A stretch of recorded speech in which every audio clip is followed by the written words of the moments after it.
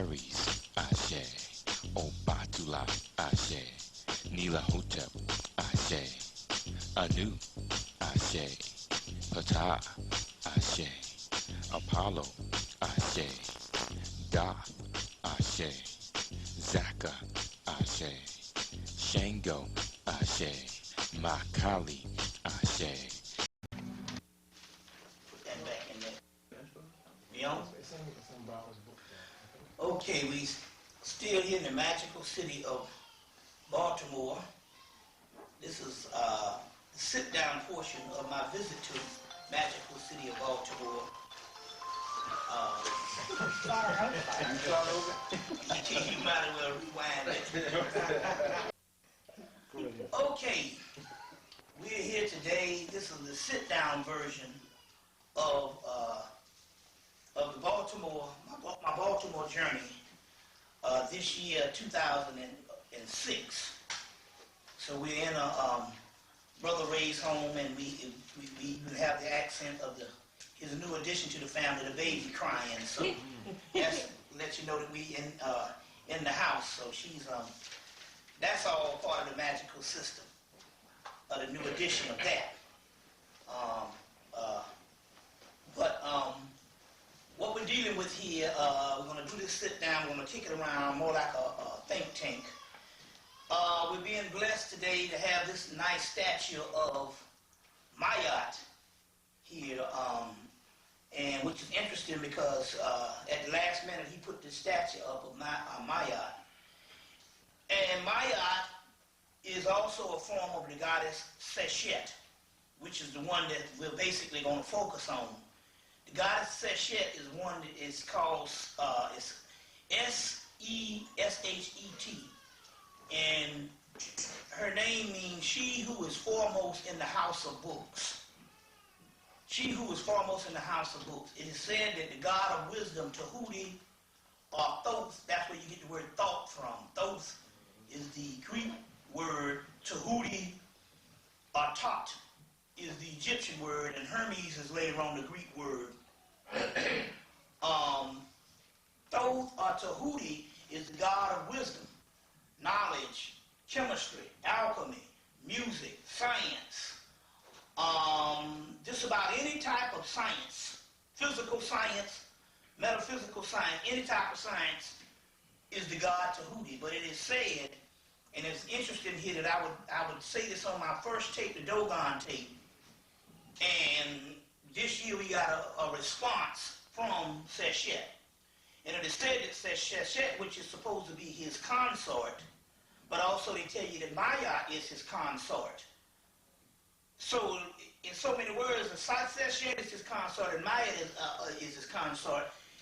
These gods and goddesses are not to be looked upon as a person of many wives. What it really means is you're supposed to draw the parallel that Maya and Seshet are different attributes of the same goddess, of the same goddess. And so ultimately, Maya is Seshet's return. Now, I did a lecture on Seshet. We're going to open this up. It's interesting. I mentioned her in 92 when I first did my Dogon lecture, which was my first lecture.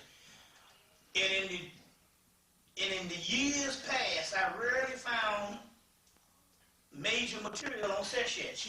You can hardly find anything on her, and when you do, she's one amongst the pantheon of the Egyptian gods.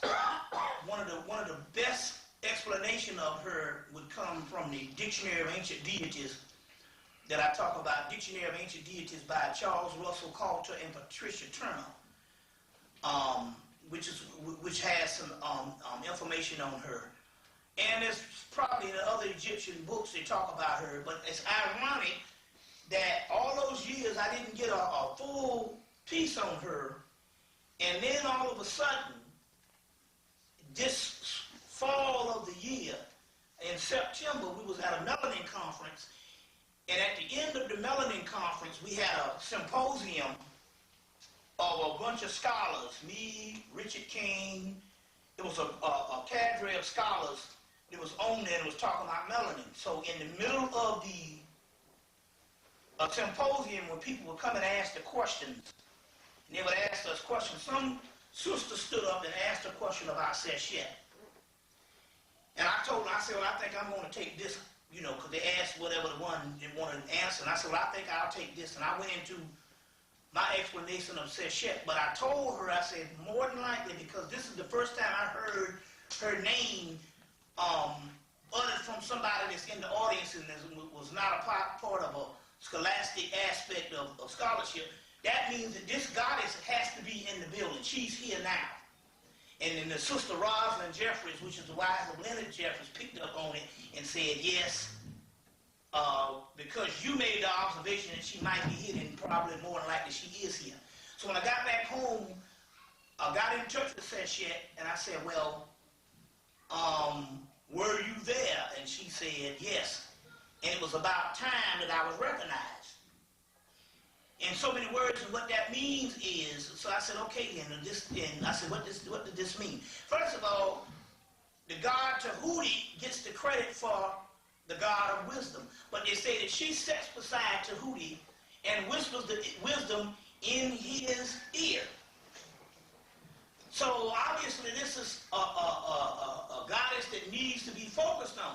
Now it was interesting that she would come to the Melanin conference because they say that Melanin is almost like a cosmic computer. It is the Akashic records. The word Akash means black substance. So it is fitting that she would come if she who is foremost in the house of books. And that means that she is the divine secretary or the divine librarian. And Melanin being the Akashic records in our minds, then obviously this goddess sets over that.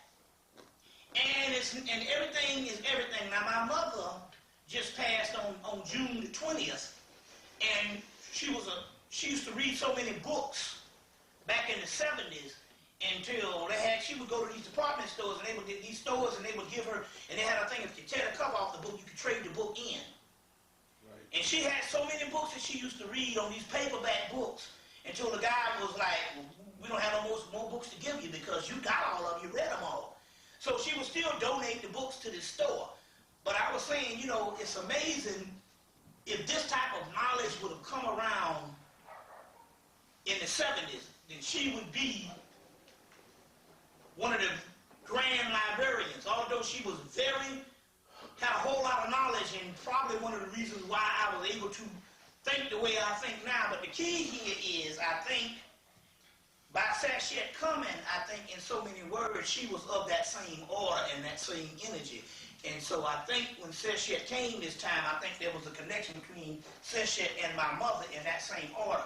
And I think each one of us sits under an umbrella or an order. It's about like the Yoruba, they say your head. You know, what is your head? You know, so it'll be a multiplicity of people that will be under the umbrella or a certain energy field of a certain god and goddess. And I think my mother passing, and by her being this avid reader like that, then I think this has something to do at this particular time, in so much to say that this is obviously her time. And that's what we're getting at as far as Seshet. So, I implore people to go and try to find as much information as we can get on her on the internet and try to compile it and make a compilation of it. You see what I'm saying? But then again, on the other hand, this is a form of a Maya type of energy. So I also tell people to get the book Maya Magic by Nima that was put out in 1995 and just came back in print. I think last year, Maya Magic by Nima. Which is interesting because the god Horus came back in 1904 and dictated this book of law that Crowley used, and from the day he died, he never claimed that he was the author of it, that it was Horus through the angel Amos in 1904. Well, in 1973, Mayat came and dictated some sacred writings of spiritual teachings to this woman, Nema, in 1973, and so she put it in this book, Maya Magic. So that's another book we need to get and study the actual stuff that when this channel that came, or this transmission of Maya. And now we have this aspect of Seshet. So, give you how things work. We're in Brother Ray's house now, and he's a brother that is a avid body on the computer, on the internet, searching the web and chronicling all this type of information. So it's interesting how things would come about as far as Seshet coming and coming in the aspect of energies at this particular time in the house that we are in at this particular time. You see what I'm saying? So it's not by mistake that, and I said, well, the next lecture that I do is going to have to be on Seshet. And I didn't do a lot on it last night, but it's interesting that we would come tonight. And when you put this statue up, I said, okay then, this is how this stuff all comes. And I'm quite sure she's going to be very pleased about that. And I'm quite sure that if you get the Dictionary of Ancient Deities, we need to find out what other goddesses that line up with this particular goddess, this divine librarian or divine secretary. You see what I'm saying? And so it's very interesting here. Now, with that, we're going to, the sister Enrica that came from Houston, came from New Orleans, then had to hightail it to Houston. I'm quite, to Houston, and I'm quite sure she's still in exile from where she's from. She brought this Haitian rum, and so this is fitting that we'll spit some of this to the gods and goddesses. And also, like I said again, we're also celebrating the return of my queen that's here in the house, because this is her area. So this is like a homecoming for her, because she hadn't been back to D.C. and Baltimore and this area since she went down south and lost her mind and became a country girl and loved it. And we can't get her to come back down, And her thing is it's not necessarily, in her thing, it's the weather. You see what I'm saying? I've never seen a person that was raised up north that absolutely hates any type of cold. You know what I'm saying? I mean, she would put on an overcoat just to go out to the mailbox, and I'm like, it's only going to take 5 seconds. Whereas I'll go out there in some flip-flops and my underwear. You see, she'll put on an overcoat and a hat just to go out there. I'm like, man, I don't know how you survived 40-plus years in a cold environment, and then she went even up to Philly after she left D.C. and was even colder. But she got down in Atlanta and lost her mind. So I know this has got to do about the weather. And also, we're going to spit this particular rum to, and then we'll to Seshet. As a matter of fact, what we're going to do, we're going to call on one goddess at this particular time, and that's going to be Seshet. But then again, I got to put a little Zuli in there because that's who you're in contact with, and you did supply the rum. So we're going to do Seshet, Zuli, Tara at this particular time, Kuan Yin, naturally locks me for money, and Mayat at this time. So we'll just spit the libations to those one. I already called them out, so we'll just do this 4 ways. Not on the wall. Yeah. Yeah, all right. I'll take a little libation myself. We also want to give a shout out to Segment Durga and Kali and Lalita, because they are also instrumental in this rising of this Kundalini energy and the goddess Kundalini, because we're still dealing with this global warming thing that we're dealing with at this particular time. I want to read another prophecy that can be found in there's several prophecies. We read one in, what was that Bible verse? because we're reclaiming all of our stuff, because anything that's been written in ancient books was only written for one people, and the indigenous lineage of those one people. But that was Deuteronomy something. And we want to get that, put that back on the actual tape. And the sister, the Chakra elder, read it out last night, which was great to put her energy on it. You know, I retrieved this information. I think it was Deuteronomy 28, chapter 28, verse 49.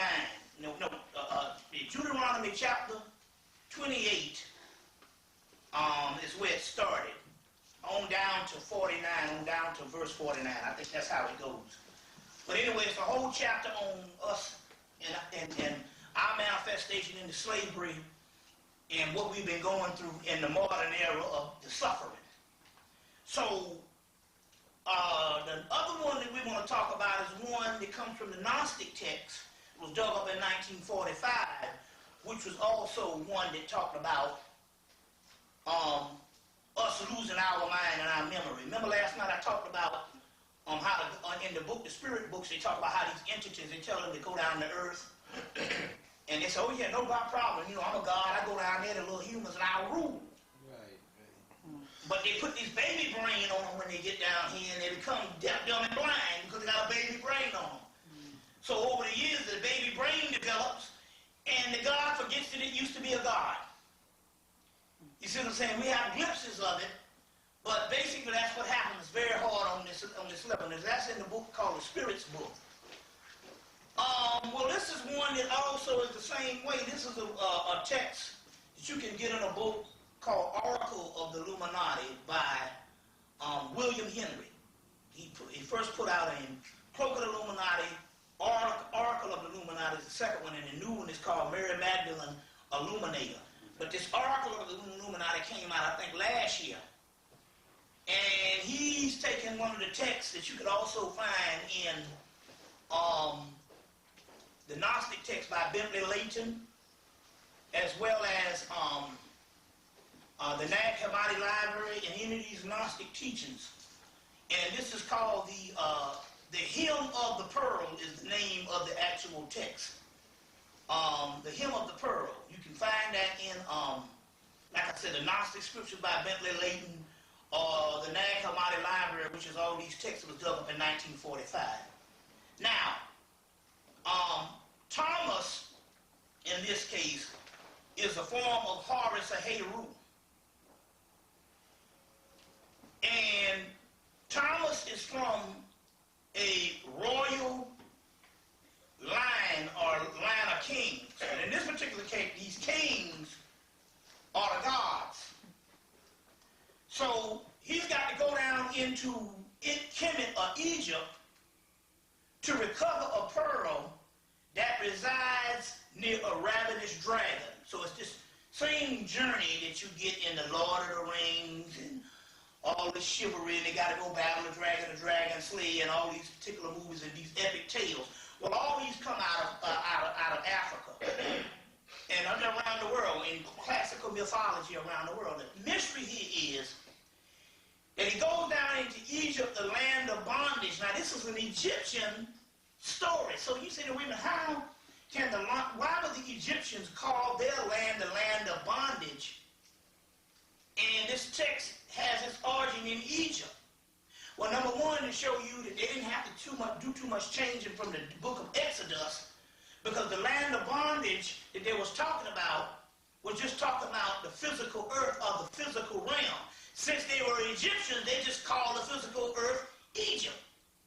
You see, so this is how this comes about. How would the Egyptians, they was not talking about the Egyptian civilization being an unfair civilization compared to other civilizations.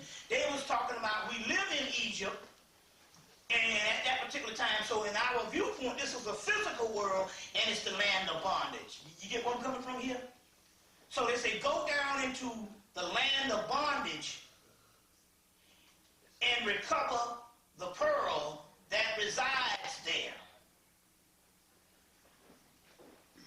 And so Thomas, like the spirit book say, no problem.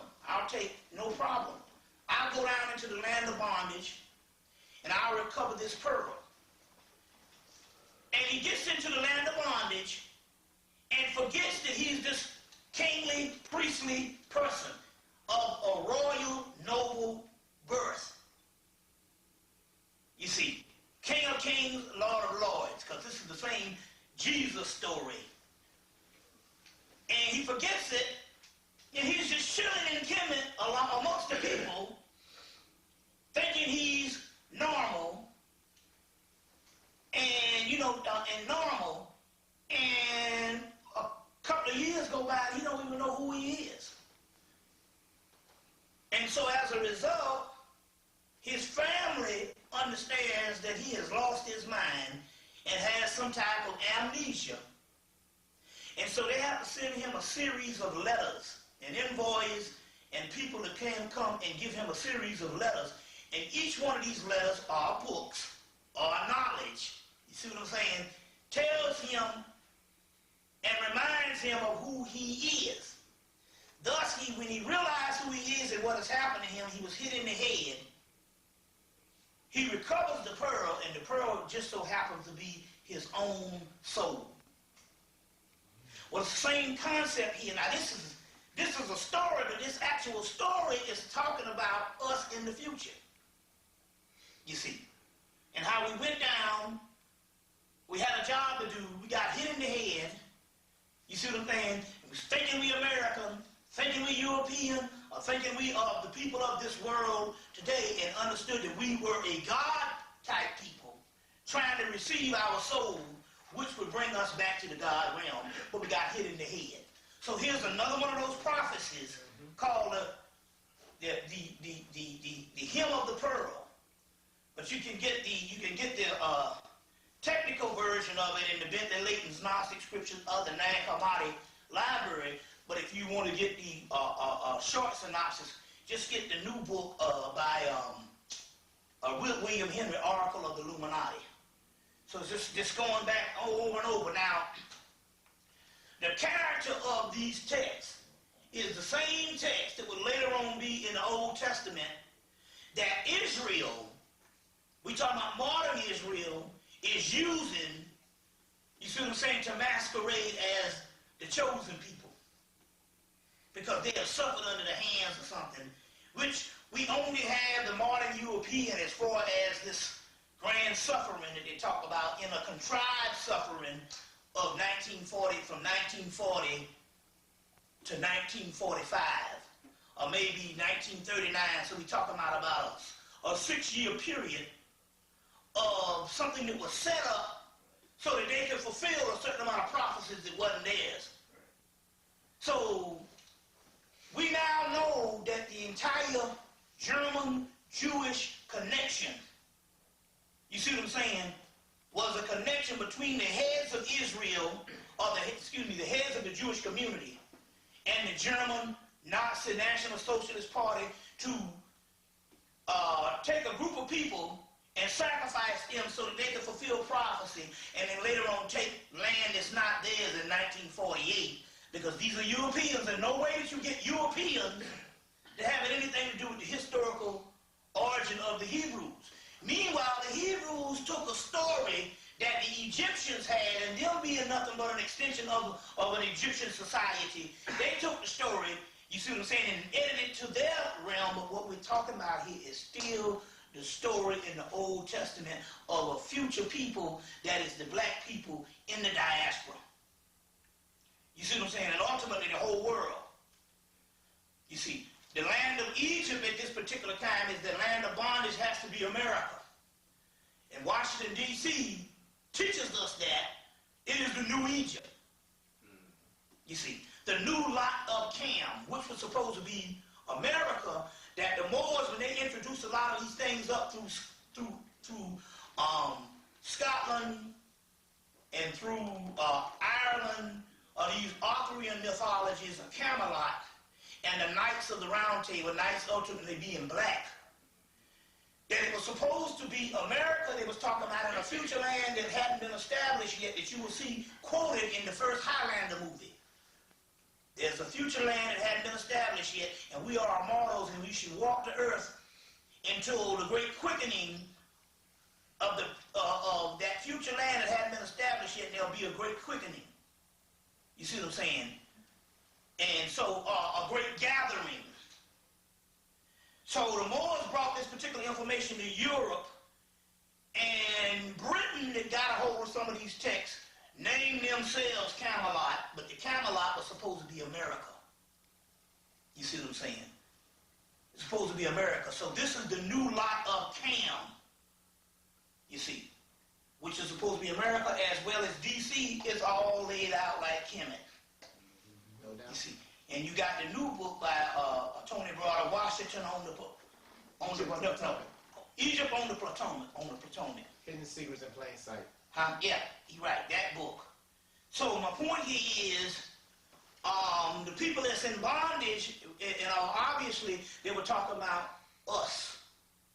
And so now we have the original text where these come from is the Hermetic text, which like I said, Walter Scott's book Hermetica has some of the prophecies. Another book now called Hermetica by Peter Gandy and Timothy Freak. Hermetica, a book called Copenhagen has a part of the prophecy in Hermetica. So there's 3 Hermeticas out. Then you got the back of the Nag Hammadi Library. Not only do you have this Gospel of Thomas, this story of Thomas and the Pearl, or the Hymn of the Pearl, you also have the same prophecy from the Hermetic text of Asclepius talking about being explained that we will be in bondage, and although our bodies will be Egyptian, our mind will be of another race. So that's also in the Nag Hammadi Library of the same prophecies and stuff. So so these prophecies and stuff originate out of the Hermetic prophecies, and then taken from the Hermetic prophecies, the Hebrews translate their version of the myth, and in the later day Egyptians called the Gnostics translate their version of the myth. So we got at least 3 versions of the same myth having its origin in ancient Egypt. You see what I'm saying? So this is very key, which is talking about us. And even in the Apocrypha, which is books that wasn't added into the Gospels, they got a whole, got a whole special on History Channel, banned books of the Bible. Well, the Apocrypha that wasn't added into the Gospel, there's a part in there in the book of Ezra, where they talk about this eagle ruling the world, and then uprise a young lion that will trample and topple the eagle. The eagle obviously has to be America. And the lion has to actually be the new Egyptians, the Sphinx, or the Africans, which is our monarch, is a lion. Right. If anything that encapsulates not only Egypt but all of Africa is that one aspect, which is the lion, which has a lot to do with why we are here today seeing this thing actually happening with the global warming. We'll get to that in a few minutes. Because the lion is connected with the global warming, because segment is connected with the global warming, and the global warming is the Kundalini energy. Space. You see. Kundalini, segment, the lion.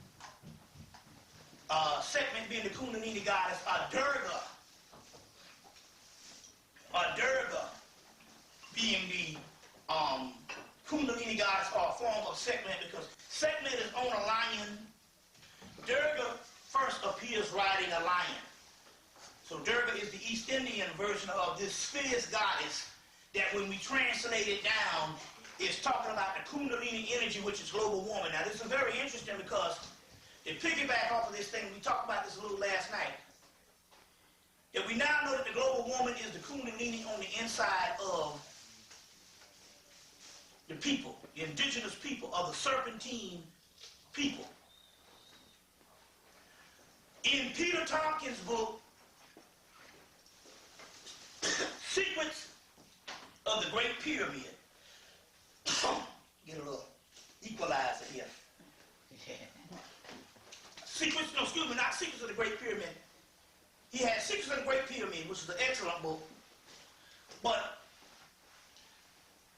either Mysteries or Secrets of the Mexican Pyramid. I think it's called Mysteries or Secrets of the Mexican Pyramids. One of the two, either Mysteries or Secrets. But in Peter Tompkins' book, I think it's called Mysteries of the Mexican Pyramid, he talks about how in South America, Central America, or even in Mexico, that they got an indigenous people, either the Incas, the Aztecs, the Mayas. We know that it comes from the origin of the Olmec, that would do this ritual once a year to unleash the Earth's Kundalini. So if there's a serpentine power that is in us, there's also a serpentine power that is in the Earth. So, as above, so below, if we are rising to a certain level, then it also means that the Earth also has to be rising because it's all the same connection. As a matter of fact, not only is the word Cam means black land, but it also means black people. Now, the modern people would always separate that. They'll say black land, but don't say black people. But they talk about this black soil that is rushed, that is deposited on the side of the Nile banks every year. It's black soil. Well, we also know that the Nile is also representative of the Kundalini energy on the inside of us also. As above, so below, there's a celestial Nile, there's a Nile in Egypt, and then there's a Nile inside of our body. You see what I'm saying? They say the Red Sea is your blood. So the whole Red Sea, the Nile, the whole aspect of this celestial Nile, the earthly Nile, is also inside of us.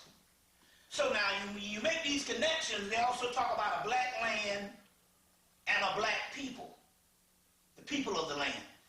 They mention them in the Sumerian text called the black-haired ones. The black-haired ones, which is still talking about black people. So if we're going through a transformation and we are causing this particular energy to rise, and we are one with the earth, because the earth is also a form of a goddess called Gaia or Tara, and it's always symbolic of a goddess, and we are going through this transformation, then it makes sense when Peter Tompkins talks about these Mexicans or these Mesoamericans doing rituals every year to unleash the Earth's Kundalini. What that means is that if the Earth has a Kundalini, then you have what we're talking about, the origin of this particular global warming. One feeds off the other? Same thing, symbiotic relationship. Right. You see, so which is also the particular goddesses of that time is Seshet, Durga in India. Kali would be a form of that, and the goddess called Kundalini, or also Lalita. Now, it's interesting here because they made movies on this segment energy. The first one is in 2004, into 2004 as Electra, where she wears the red. The second one is Ultraviolet, which wears the red. And the third one would be Jean Grey in the third installment of X-Men, which you saw. If you've seen the third installment of X-Men, you would actually see what her powers would do and how it would lay the land barren. And this power that they had to defeat, and the power that Professor X was trying to quail all those years. All forms of segment. All these are forms of segment, and all these are forms of the Kundalini. And ironically, the movie, and then my mother's mishap was not a mishap, it's his transformation of spontaneous combustion with the Kundalini energy around the same time that this movie was in the theaters. And like I mentioned, was around the same time that you would have, also Israel going into Lebanon. And all of that was ancient Palestine, and Pallas is the god Set, is the pre-dynastic god of that particular area. And that's why they had to get up out of there, because they realized that it was dealing with a particular force that they wouldn't have been able to fight against. You see, so a lot of things that's going on. But going back to that, that's still a form of the end result of what we're seeing now, which is global warming. The reason why it can be the weather we're having now, especially in the northern hemisphere, you see. And pretty much we might not even, other than a few cold days, we might not even get winter down south. And you know, so this is, and so like I said, this is going to be the point of contention, and this is going to be the real deal thing at this particular time as far as with this global warming. But just remember that this stuff is being done by us, and they're going to take the Iraq war and other things to distract people. In this particular case, I don't even think that they're being distracted. They're doing the distracting. I think that the spirit world is distracting them. You see what I'm saying? When they're supposed to be really concerned about this particular global warming, which in actuality is us. So this is a way that the spirit world will get them in distraction. They're all worried about Iraq. You see what I'm saying? And when they're all worried about Iraq, when there's this major aspect that is going down. Did you hear anything on what's the name of the Coast to Coast about this global warming or this thing? Anything you hear anything? I think. Yeah, they talking about it all the time. The glaciers melting, you know, breaking up, and yeah, and it's all, you know, they got these new sunspots that's coming out, you know. All of this, yeah. The sun was dormant for a while, and now it's, you know, been real highly active, and all this other stuff. Yeah. I noticed that the number 8 card in the major arcana of the tarot is the strength card, and in the Crowley deck is the lust card, and it shows a woman riding a lion. Does that have anything to do with Seshet and the... Yeah, Seshet, the strength, the card strength in his card, yeah, it does. It has a lot to do with that. That's one of the cards that represent that.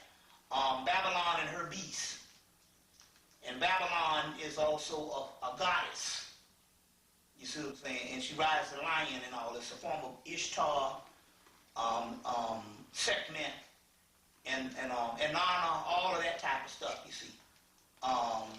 So that's interesting. That strength card is talking about that. Isn't that what zodiac that is? I think it's Sagittarius. It's 19. So it's Leo, I think. Oh, it's a Sagittarius. No, Sagittarius is art in that. I don't know what that would be in Crawley. I think it's Leo, but it might be, it's Leo, but it's just interesting here that we would have this particular global warming, and there's a connection between the global warming and the Kundalini energy and the government trying to stop black people from using the word nigger. Other information, we covered this last night, an alchemical term. There's multiple alchemical terms, the nigger, nega, negritos, negrito, negros, nigrum, and these particular alchemical terms, and although nigger might have been some type of derogatory term, it's close enough that us saying it would invoke a certain amount of power. But one of the keys to the nigger word is the word nega, which is called the serpents. And they'll show at the Temple of Angkor Wat, they'll show a multiple 7-headed serpent called the Nagars. You see. And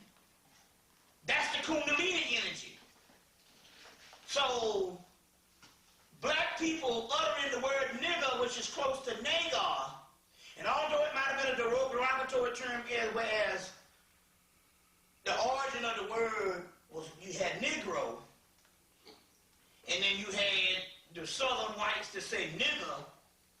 From Negro is one origin of a mispronounced thing, but then again, on the other hand, there might be something else. What's that? My theory is always that they, even with the Constitution, they channeled it from us. It can very well be. You know, and they use it to put their negative spin on it. Their negative spin on it. You know. You see what I'm saying? Either way, it's not ironic. It's ironic that this thing would be connected to these alchemical terms. And like I said, there was words that was very close to nigger and basically pronounced nigger between, let's say, from 1950 on back in these alchemical texts that these particular occultists basically decided that they was going to get rid of. So they would basically take texts and terminologies and put them out of circulation. But Carl Jung, when he was doing his studies, he had a lot of these alchemical texts when he was doing his studies in psychology and alchemy, or alchemical studies, these books. And as a result, he used some of the older terminology. In so many words, whatever the case is, the word invokes the word nagar. And the word nagar, or naga, or nigger, or the nagars is the serpentine fire, or Kundalini energy, thus invokes global warming. So now we have a link that about 6 or 7 years ago, they was trying to get black people to stop the word. They brought in the N-word around the O.J. trial. That's when they started talking about the N-word. So they were already starting it at this particular time. But then again, that particular N-word was also,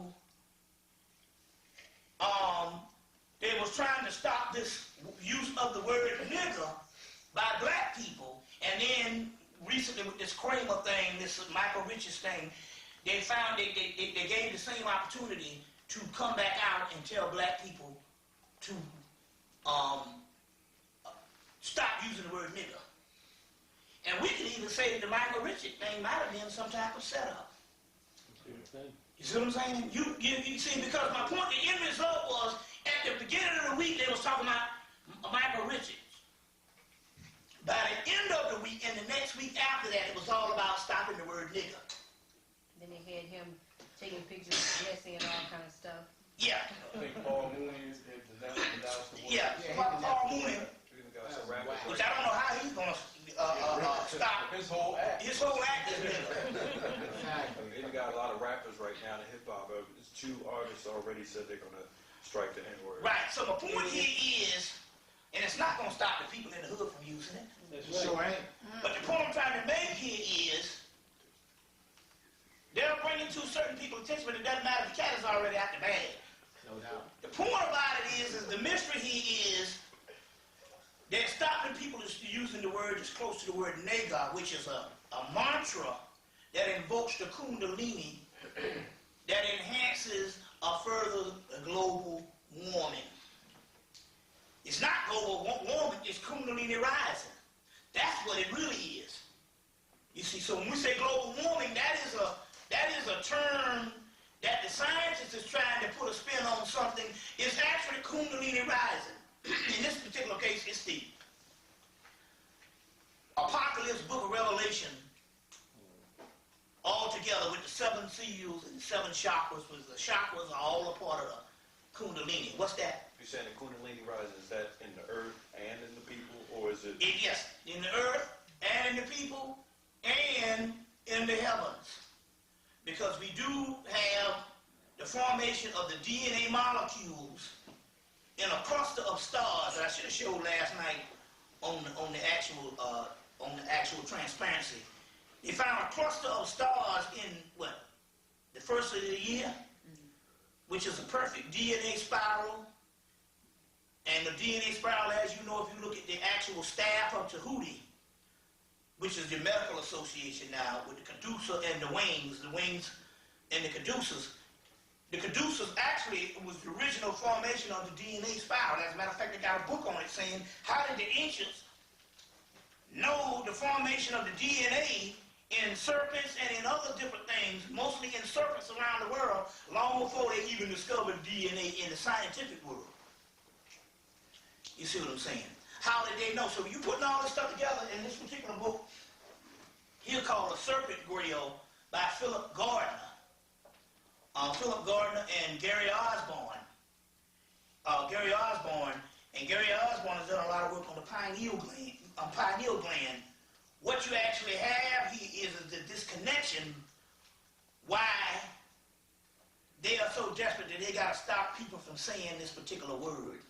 Which you can't stop people from using a certain language.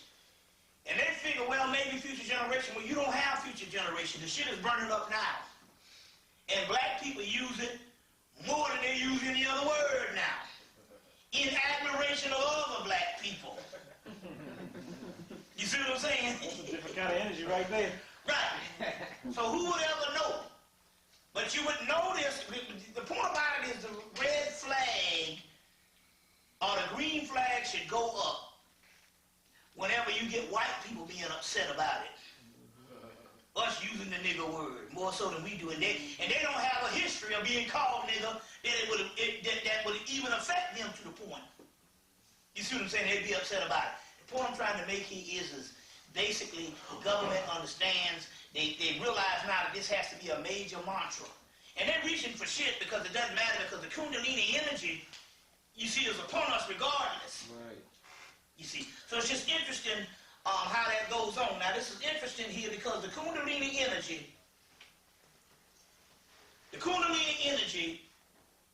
is also connected with the god Shiva. Now Shiva is one, because Kundalini is actually the serpent. And if you notice, if you ever see Shiva, some of the ones, he's got a serpent down here around his neck. He wears for a necktie almost, which represents the Kundalini energy. Well, one of the mysteries of the Kundalini energy in Shiva is one of the deities that ultimately destroys the triple cities. And the triple cities is talking about 3 dimensions. We live on the 3rd dimension, so the 3rd dimension is the physical dimension, and the 2nd has to be right up under that. And the 1st has to be the lowest dimension, but either one, the physical world is comprised of the 3 dimensions. And so, which is 3 cities. And the cities they're talking about is civilization. So, Shiva destroys the triple cities. But one of the links here is that not only does Shiva destroy the triple cities, Durga and Lalita. Now, Lalita is supposed to be a sexual energy and beauty. And ultimately, Lalita is characteristic of the black woman. And so we bring this thing not just from the goddesses, but also down to the physiological black woman and black man through their contact with each other sexually or what have you. So in so many words, we can make these connections to just say black people. That the inner workings of their constitutional autonomy of their body, or what they call the autonomy of the body of God, their physiological breakdown inwardly, the chakras, the Kundalini, the cells, or what have you, ultimately, when it rises to its potential, it's supposed to destroy what is called the triple cities, or the 3 dimensions. But Lalita is talking about, she's a tantric goddess that's connected with Durga, and ultimately the Tantra is talking about the cultivation of the Kundalini energy on the inside of us through the sexual energy. Well, Durga is also Sekhmet. Sekhmet being the lion. The lion being in the book of Ezra that destroys the eagle.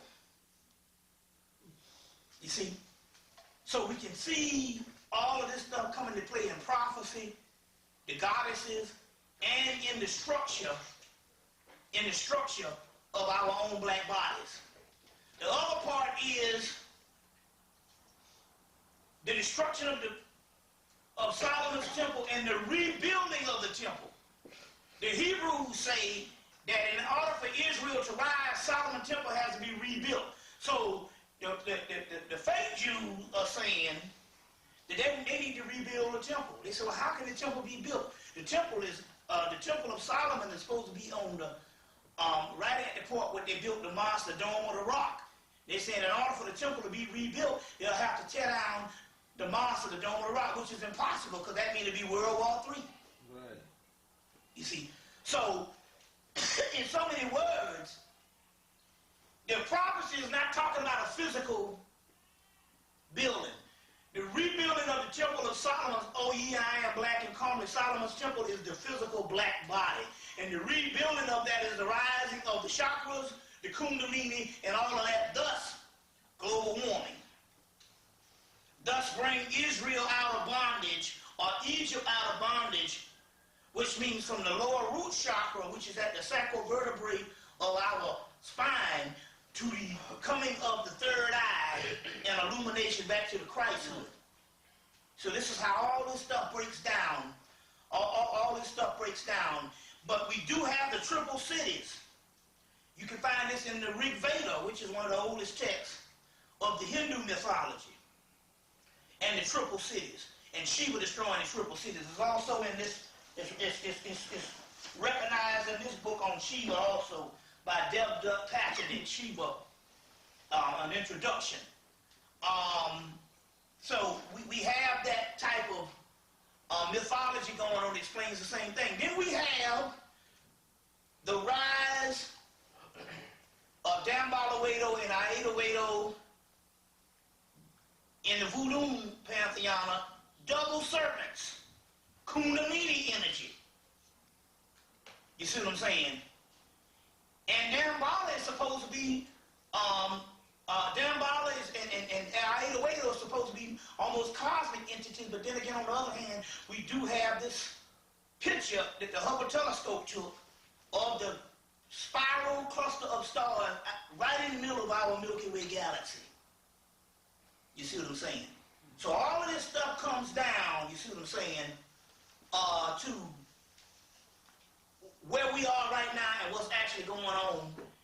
And for the mere fact I'm sitting up here sweating and you still got the window a little cracked or something or whatever, means that this thing is actually happening. What's that?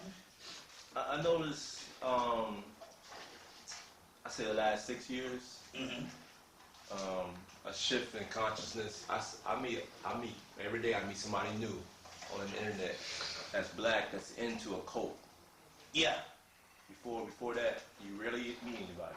Even in my own studies, before I met you, I was getting into the whole occult tantra, agora, the sexual, deep that stuff. And once I got into that, I started meeting other brothers and sisters. But I see this lately, last couple of years, I've seen a lot of brothers and sisters get into the cult, deep into the cult. I think it would have even been more because it was prophesied by several things.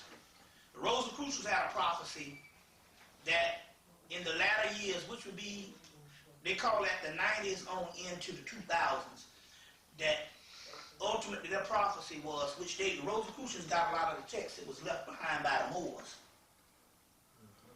And so the Rosicrucians had the text to say in the last days, the pineal glands would open up. It's supposed to be this great awareness. That was in a book called The Rosicrucians' Cosmos Conception, but it's also recorded in a book called The Finding of the Third Eye by Vera Stanley Adler. The Finding of the Third Eye by Vera Stanley Adler. Pink-looking book, very popular. And she quotes that Rosicrucian thing that says that the third eyes will open in the future. Now, Edgar Casey, who had a vision that in the future will be an Earth avatar that will come to the Earth, and he didn't really understand the ultimate thinking. They was talking about this great teacher. They was thinking it was one person. He said, this person, this earthly avatar that will come and dwell amongst the people in the last days will be called John Pineal. Now, John is the Christian version of Tahuti. are on and to Anubis, because a Tahuti and Anubis goes together, called Hermanubis. So John is the Christian version of Tahuti. Now, so Tahuti is the god of melanin. So John pineal means the black dot, third eye of the pineal gland, and the melanin, and the Cossack records. Because it said it'd be a great teacher. Well, the Cossack records is the great teacher. That's the melanin that's inside of us. So in so many words, and so Edgar Casey had this particular prophecy. The people were still looking for some type of world teacher, but it was talking about a people. His other prophecy was there was supposed to be a hall of records, which again, no, I'm fine. No, I don't want to catch no pneumonia and shit. No, I'm fine. Right? You don't have to get the fan. Now I was just talking about how warm it is unusually. You mean the tissue? Yeah. But the point I'm trying to make here is, he said, Edgar Casey said that the hall of records was supposed to be found under the Sphinx. So the Edgar Casey Society went to Egypt, and they've been in Egypt for the last maybe 50 years digging and trying to get requisitions and trying to get stuff so they can dig under the paw of the Sphinx.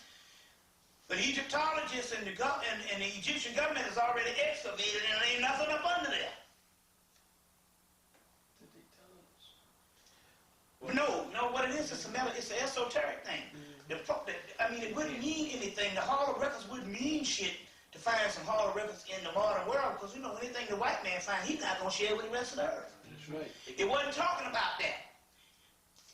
The Sphinx represents not only the Kundalini energy, but it also represents the African people or the indigenous people, period. The Hall of Records that was supposed to be found, you see, under is the same as inner. Understand, underworld, undercurrent thoughts. So the Hall of Records opening up under the Sphinx, supposed to be found in the Sphinx, is talking about the Hall of Records, the Akashic records being opened in black people.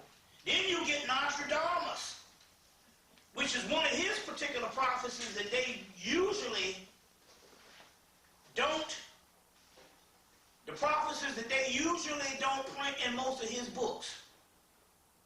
And it says that in the last days, Nostradamus said black people around the world, especially in America, will come. They will come to their own. They will come to realization.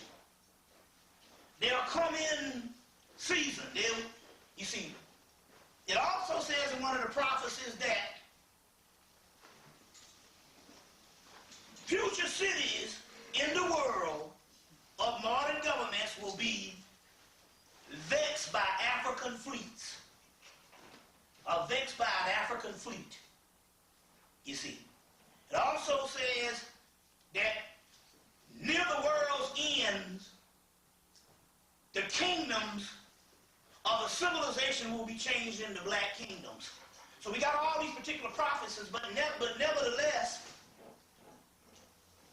we have that, but we also have thousands of black people that didn't come into this particular knowledge like it was predicted, or it was already predicted that it would be an elite group of people, because the masses have never done anything. It's all but so that elect that they talk about in Christianity, they talk about the elite, they talk about the upper room, they talk about the gathering, they always talk about this composite of a specialized group. That did manifest. It also talks about the Egyptians coming into their own in America. In the Hermetic text, they talk about a group of Egyptians will be in the latter days. So we still got all these particular prophecies, and we have this type of stuff. So when you see more and more people coming into the occult, it's never going to be on a mass level, but what the little you see is enough. One of the things you can, one of the